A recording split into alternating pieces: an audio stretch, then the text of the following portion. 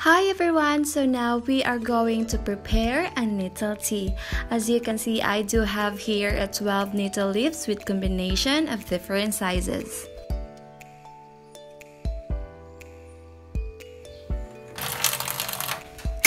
For my preference, in every cup of water, I measured it with 6 leaves of nettle. Therefore, the 12 nettles that I prepared is good for 2 cups of water. Boil the water or until it produces moisture on the lid. And then you can add gently the nettle leaves.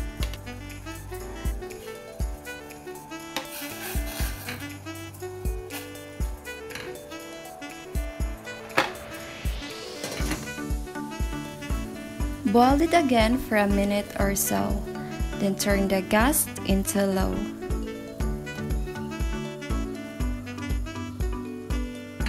Nettle leaves produce its natural color, so boiled water turns to green. Also, if you notice that the water turns into half from the original measure of 2 cups, this is the time it's good to go.